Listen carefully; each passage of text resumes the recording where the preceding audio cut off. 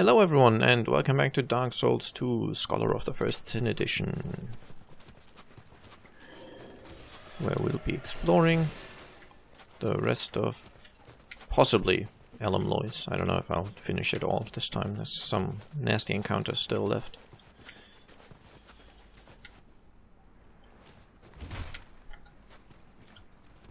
Come on, I know I've done this. Yes, there we go. Yeah, we can't go over the bridge this way just yet, but we can go down here. There's a bunch of nastiness to be had down this way, but also something that we want for the boss encounter. I will probably show you how to get to the optional encounter once.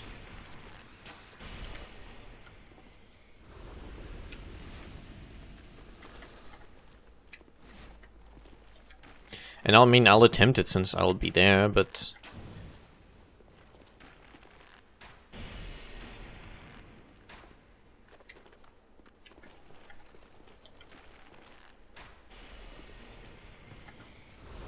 these guys are a bit nasty. You automatically take damage when you hit them in melee, so... not really a fun time.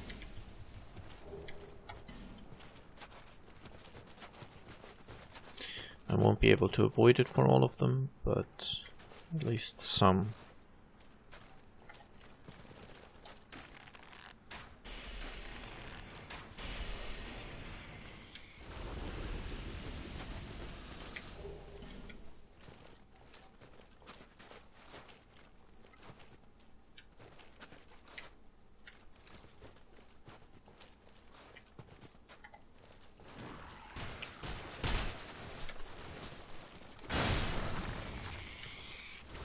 Wow, I had just enough range not to be taking the damage here. Cool. Oh yeah, these guys.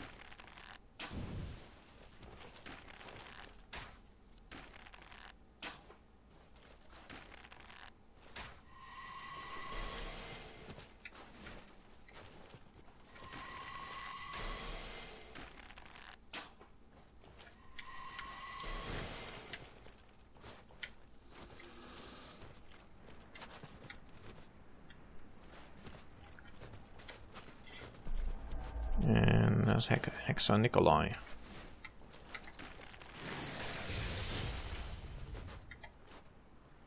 I think he'll come down here eventually.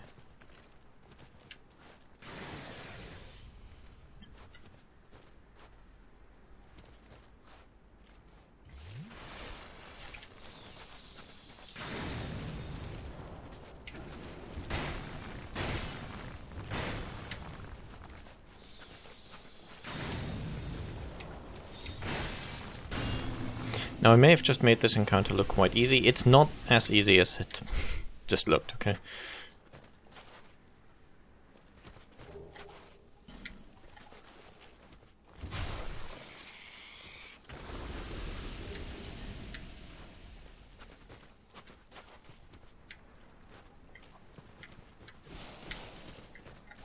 Oh, there you are.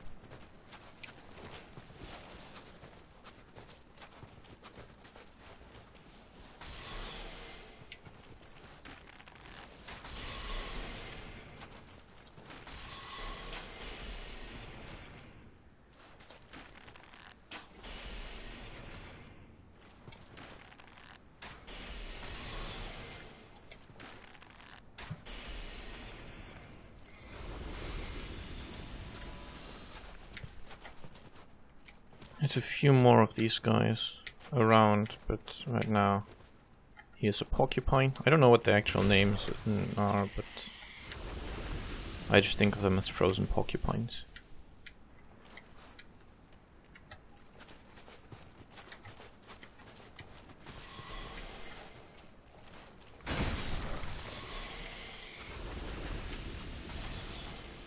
Oh hey, another one.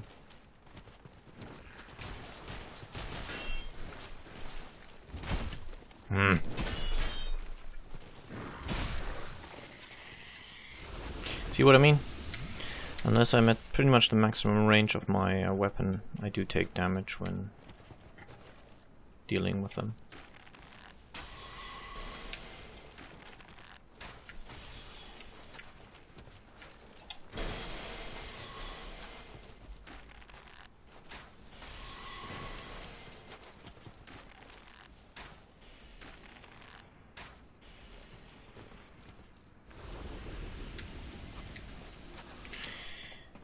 Okay, I think this might have been all of them. In this section, that is. Was this a mimic? I don't remember. I don't think so. I think it was just a very useless chest.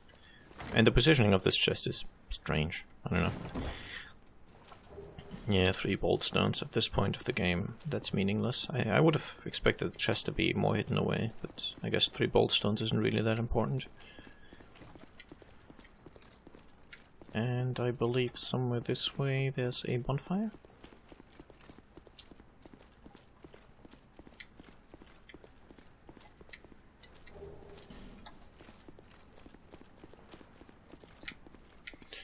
Indeed, there is.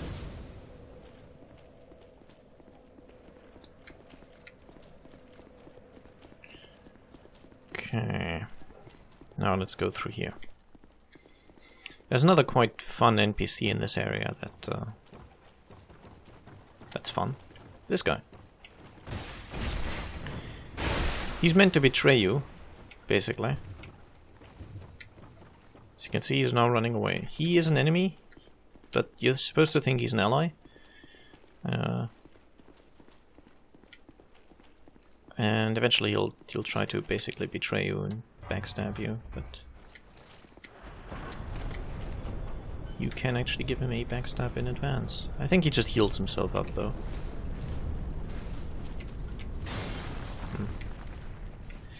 That failed falling attack.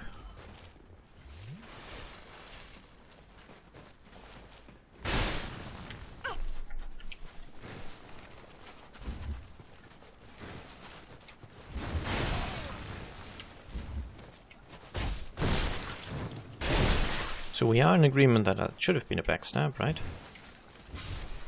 Oh well. He's dead.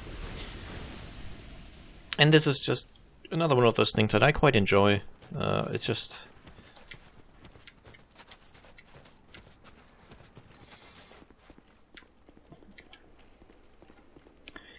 I think it's a fun addition to make the NPCs a little more tricky, I guess. Not necessarily in the sense of making them more difficult.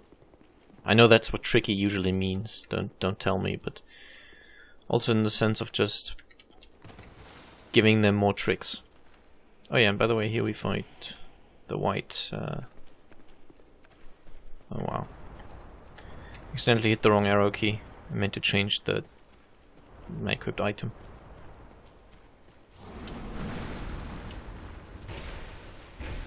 But yeah, another covetous demon.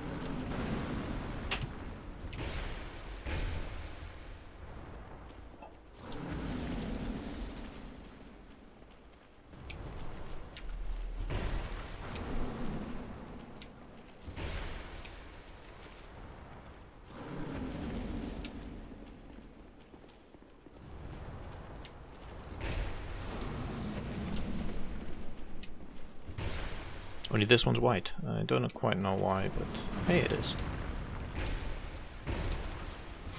I'm not sure if it's got more health or is generally more difficult than the one you encounter as a boss. I really don't know. Never checked. You can probably find out on the wiki. But he definitely has the same moves, so he is similarly easy to avoid, and you have a lot of space here, so I'd say it's not really an issue.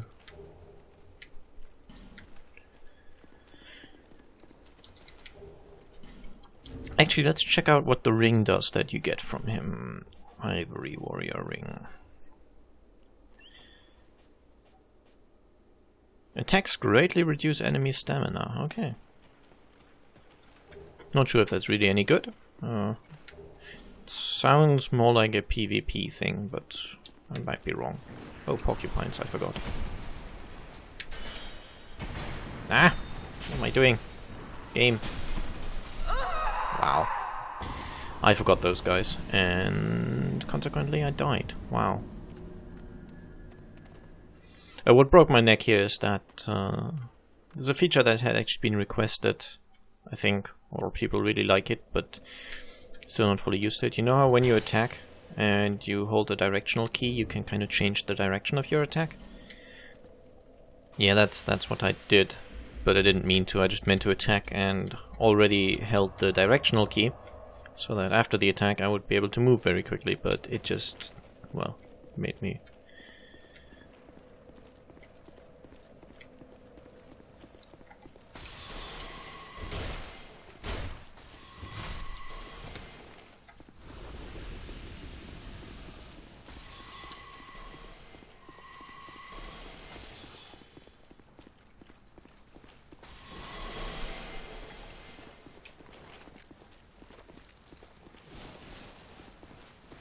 Ah, porcupine.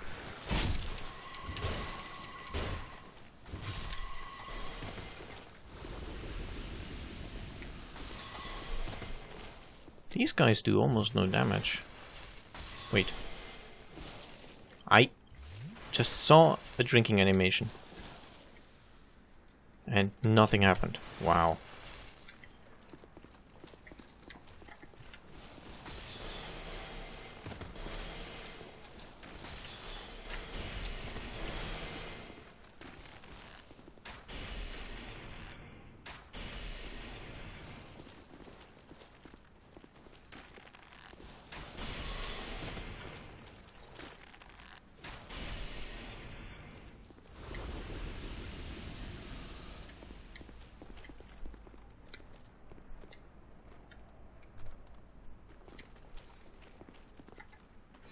Okay, I think that porcupine had been buffed by the...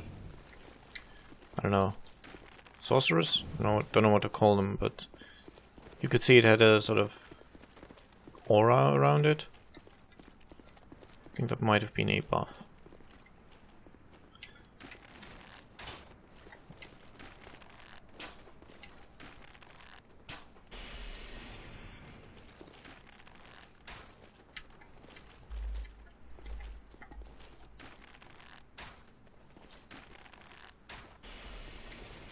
There you go. I know there's another one down there, but I'm hoping I can take one.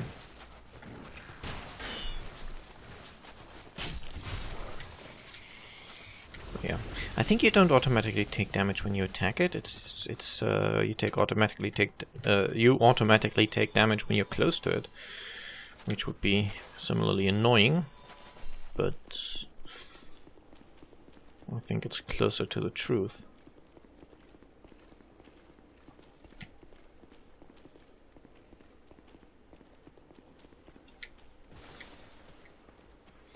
I'm pretty sure the white fat thing, covetous demon, is unique.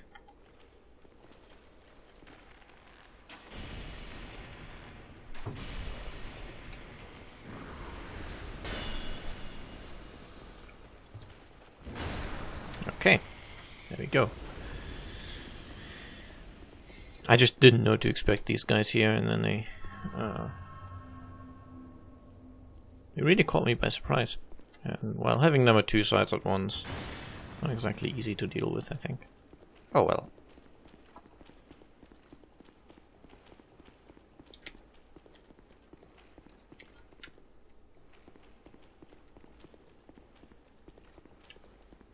Okay, that's where I want to go. Let's see what this has in store for us. Oh, a door. I'm going to guess that this is a shortcut. Yes, it is.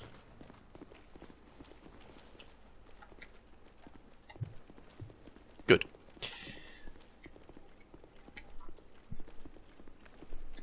Now this is another snipe heavy section. I'll show you what I mean in a second.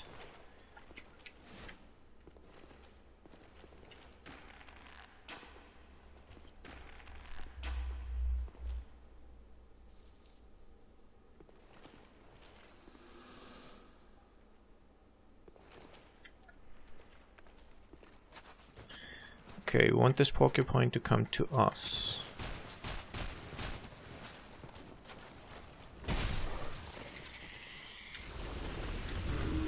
And now, this is very similar to the golems in Drain Lake Castle. If you kill something near them, the souls get absorbed by the golems and they become animate.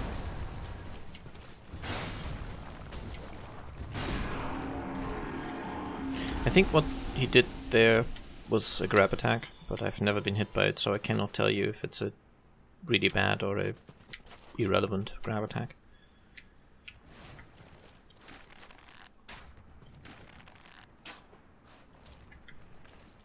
Okay, is that porcupine dealt with? There's another one somewhere. Yeah, there it is.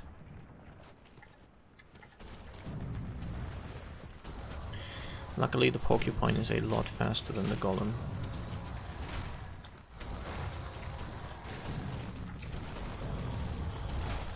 So, if I hadn't failed to hit it at all, that could have been fine. Okay, I kind of want the golem to break.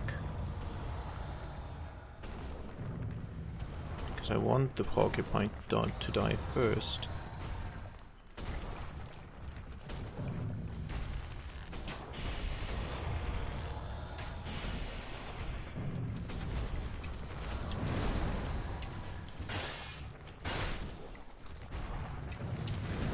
Ouch. Oh well, we've established that you're not willing to come in here, so...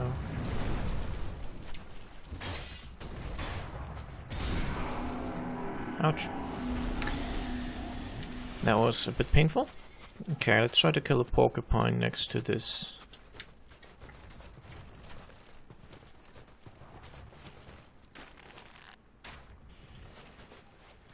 This golem right here.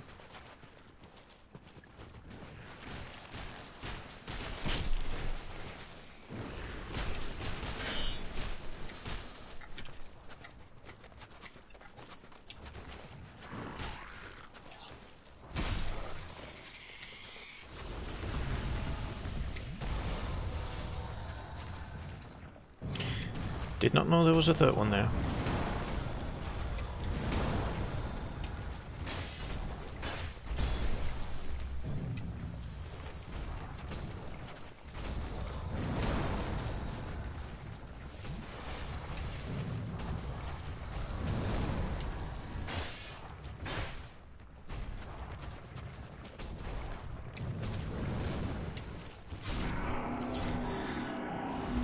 Lucky for me, the golems are incredibly slow.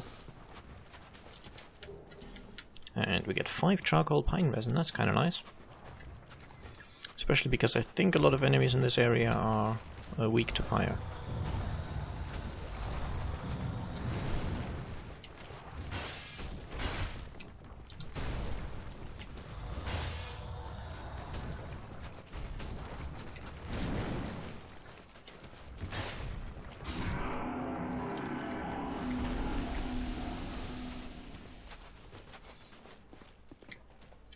Now we go up.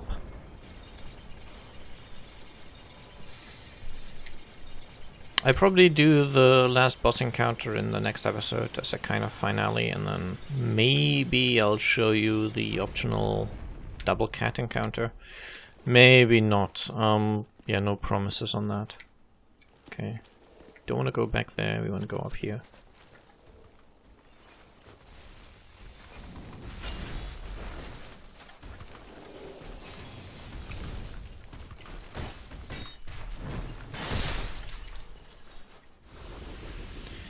Now, I'm pretty sure there's more porcupines.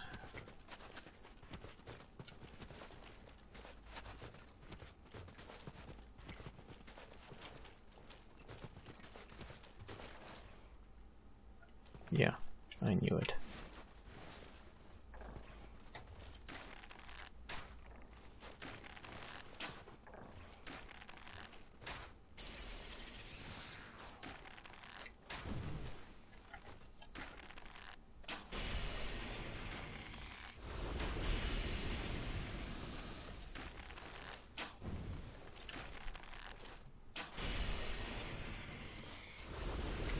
I think there might still be more.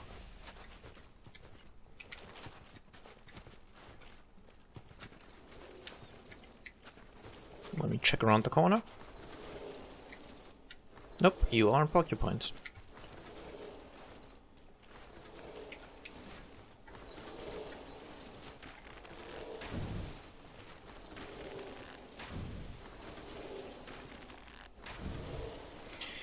Thank you, hitboxes. It seems to be a difficult problem to get textures and hitboxes to line up properly, apparently.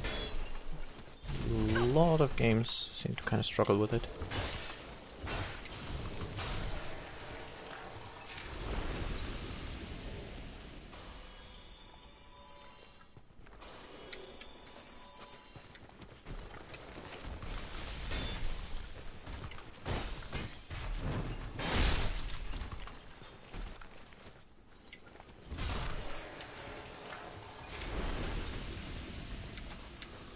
Okay, that's where this is the last porcupine. And another one of the rampart golems. Which is apparently your name, judging from the armor set that you drop.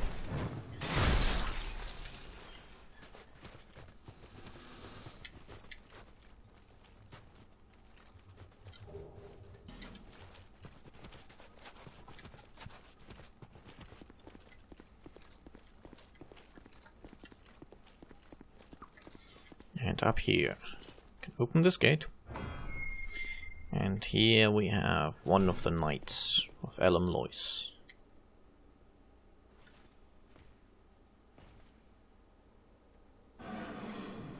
A knight of Elam Lois seeks the chaos. Now by default you get one ally in the final boss encounter of this DLC.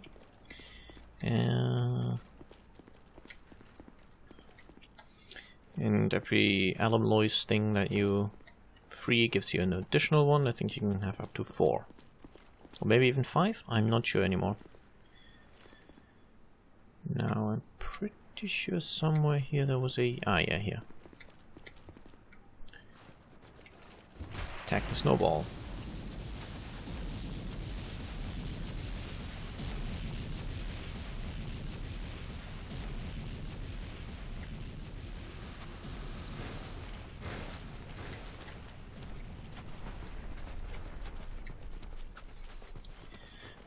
I don't remember exactly where to go for the other Knights of Elam Lois though, but, well, we still haven't finished exploring the area anyway.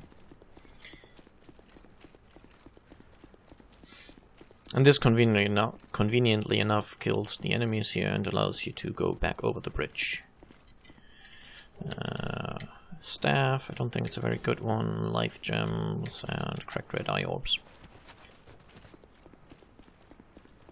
Which really aren't a great reward.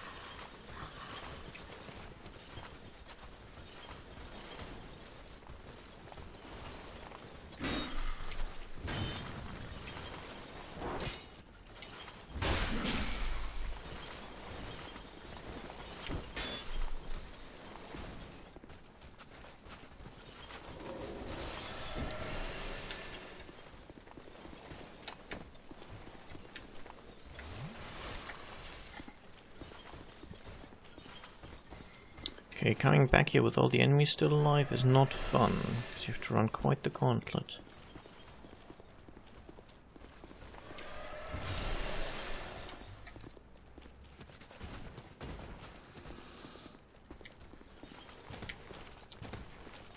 Wait, I know it can be done. There you go.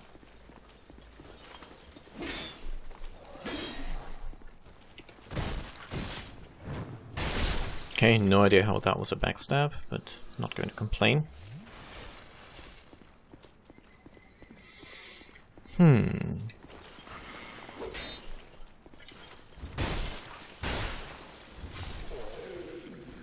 There you go.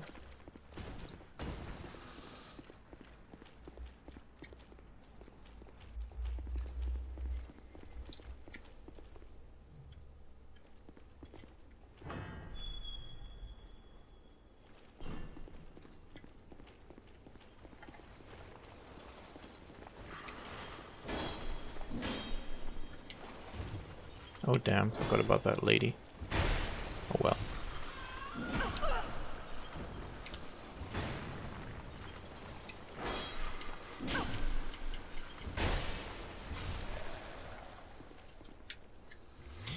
This game, please by all means ignore the fact that I hit roll. Oh well.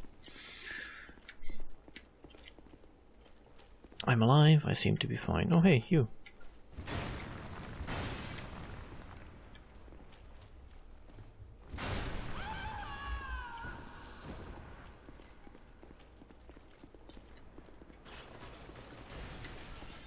It would also be quite fun if after the ice had kind of died down, if these guys could no longer make their special equipment.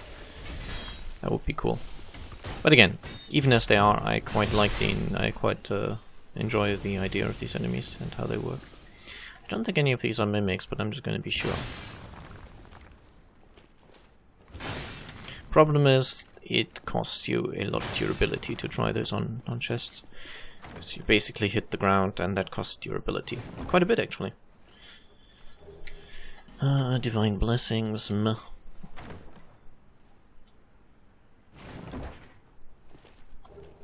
Sorcerer's Twin Blade, meh. The problem with Divine Blessings is simply how long they take to activate. And a Soul Vessel, that's kind of nice. I'll show you, actually, I should have a bunch of them. It's a very long animation, so in fight they're useless basically, and I don't know, out of fight you have tons of other options to heal yourself, so I mean they gave them such a long animation to make the game more difficult, because I remember when Epic Name Bro, he did his first playthrough of Dark Souls 2 I believe, and he is, I don't know, fanboy sounds negative, but he did not want to say anything negative, perhaps contractual obligations, I don't know. Anyway, he did not want to say anything bad about the game and wanted to shut the critics up. So he talked at length when he picked up the first Divine Blessing in Majula. He talked at length about how the activation time was so long that it wasn't really useful in fights, and so it wasn't making the game too easy that they gave you one Divine Blessing early on. And yeah, it's true, giving it that long of an activation time kind of makes the item rather useless.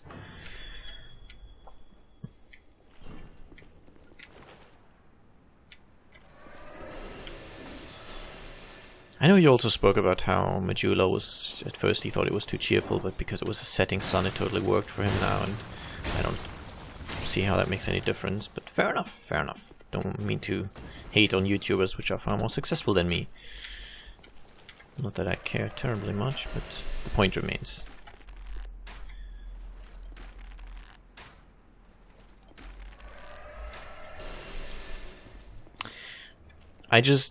I'm suspicious of the Souls community members that after the game was released unambiguously said positive things about it. Especially the ones that worked on the official guide. It feels a bit iffy to me, especially in a day and age where everyone should be aware that games journalism is far from unbiased, and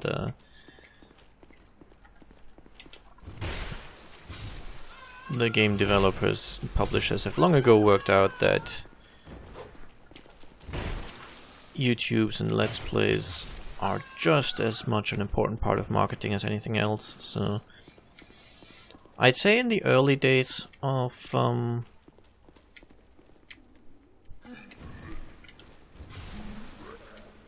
YouTube, when, you know, Let's Plays were just taking off, to many developers it was kind of a new thing, and they didn't really didn't really understand it. So I understand at least there was a lot of copyright issues where the developers would say that something is their intellectual property, and so Let's Plays were... I mean, at first they were ignored because they didn't really exist as a major thing yet.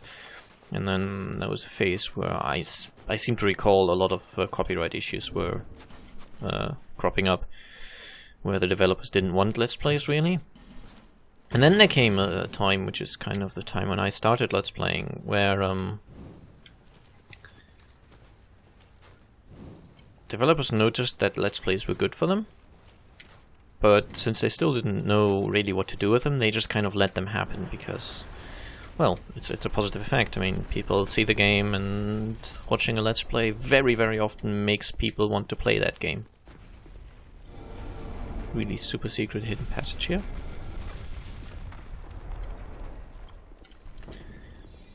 Unfortunately, we're now at a point where developers have not only noticed that LPs are good for them, but they've also concluded that LPs are something they can make money from. And in the case of something like Nintendo, that means they're literally trying to actively monetize any Let's Plays, so...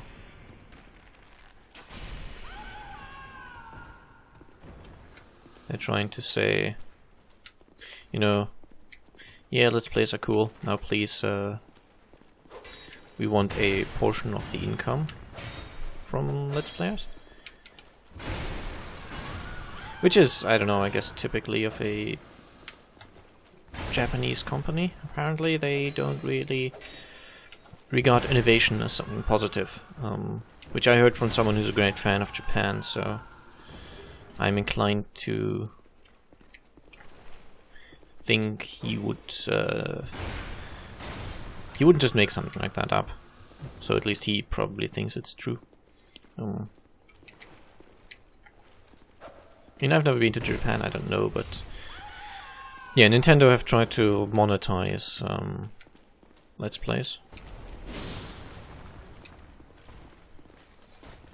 Basically saying, yep, you get half the money as Let's Player and we get out the other half because after all we made the game that you're Let's Playing.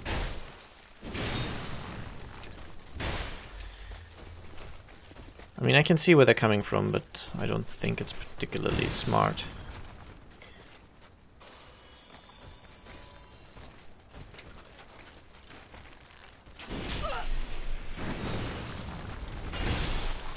Wow.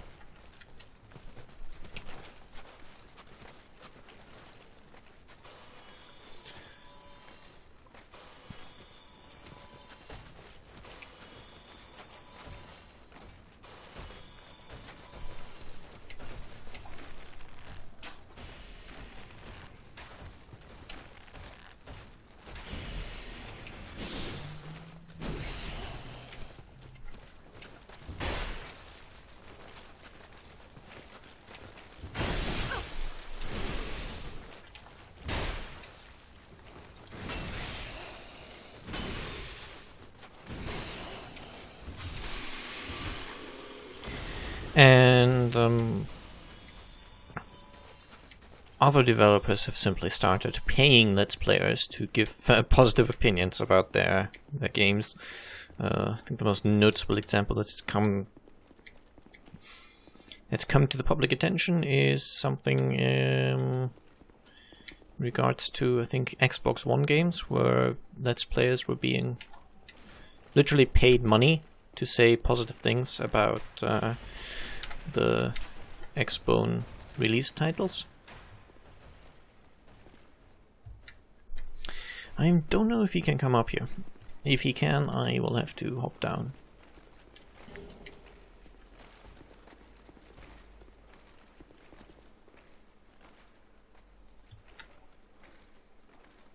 I don't know where it is now, the Flexile Sentry.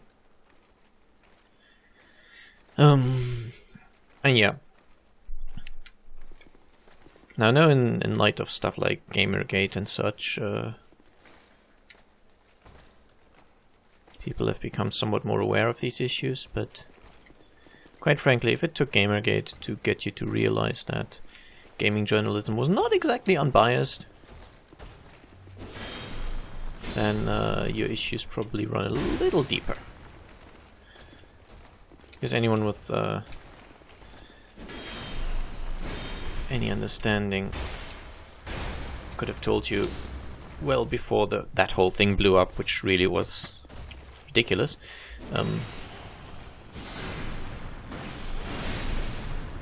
Wow, that barely took off any stamina, wow.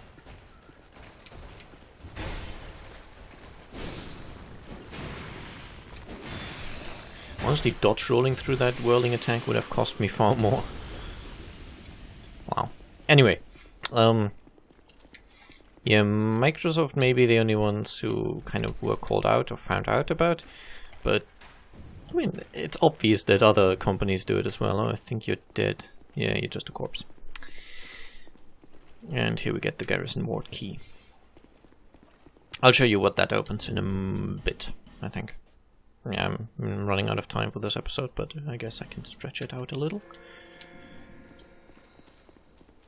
It wasn't even enough to repair my axe fully.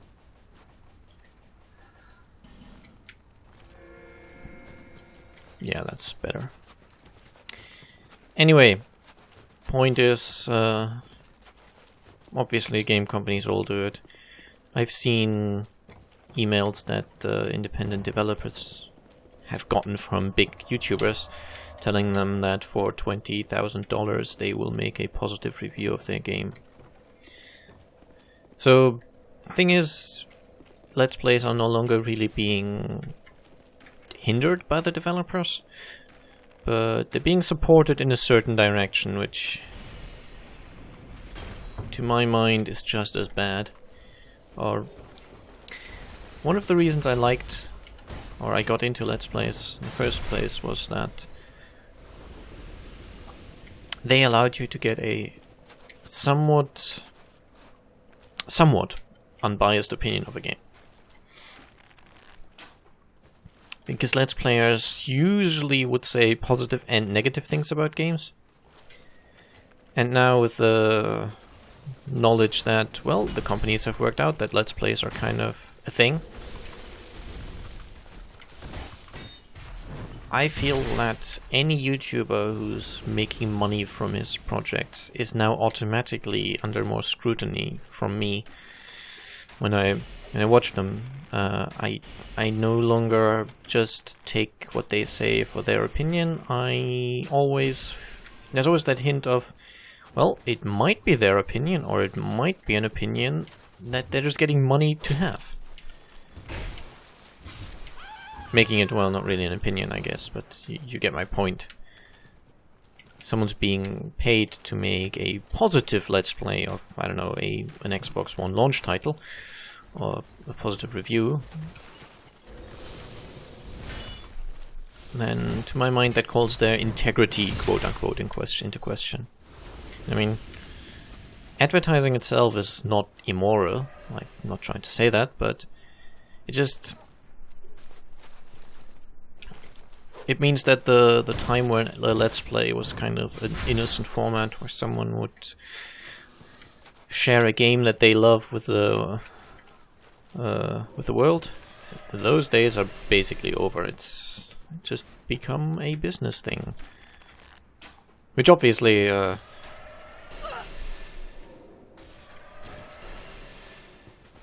or I guess to some extent is preferable over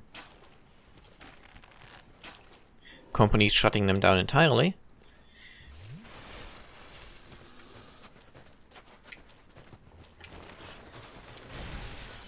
But still, I don't know.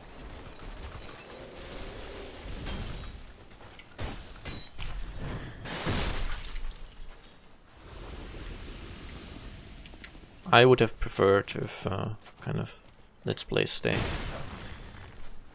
I guess, innocent?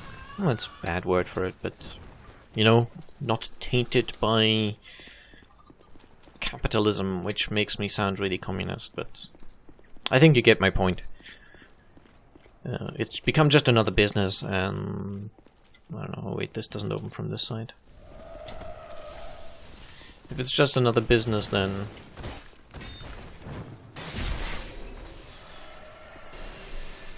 I don't know. Makes me enjoy it less.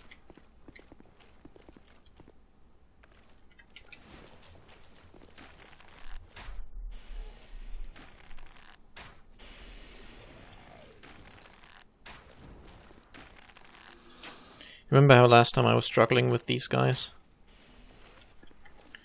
Not again. Okay, now I will have to finish this episode quite soon, so we'll get to that in...